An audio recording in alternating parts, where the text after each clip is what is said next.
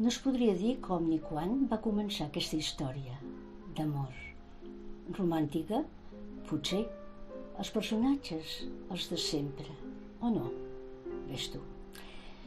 Noi, noia, es coneixen de petits i ara s'odien a primera vista. Fora una història vulgar i aquesta no n'és de vulgar. Eren molt diferents, no pas en bellesa, en això coincidien, i també en valors que no mostraven.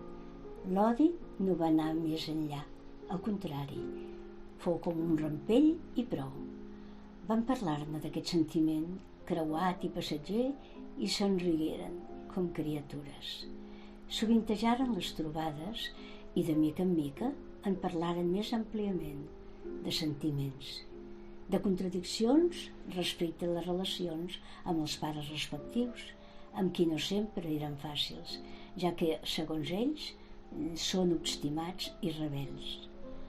El poble on viuen és petit i arran de les trobades cada cop més freqüents d'ençà que van tornar de la universitat, rumoregen i s'han fixat en ells i això els empipa. Els molesta que facin escudella sobre la seva amistat. Doncs es tracta d'amistat, el que hi ha entre ells. Encara que ben mirat en podrien treure partit. Els deixaran dir. Es troben al cafè o al casal. Intercanvien poemes, ell apassionat, ella contemplativa. I tal vegada, per mitjà de la poesia, és que s'endevinen l'un a l'altre.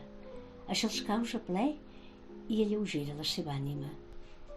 Ha nascut entre ells la complicitat que els cal per tal de tirar endavant el seu projecte de vida.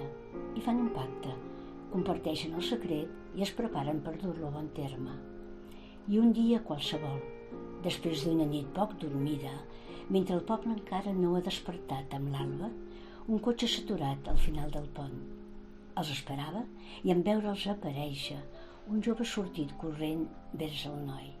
S'abracen i es besen. L'encontre ha estat emotiu i la noia se'ls mira amb tendresa. El cotxe ha reprès la marxa. Les muntanyes de Montserrat es perfilen a l'horitzó de ben a prop.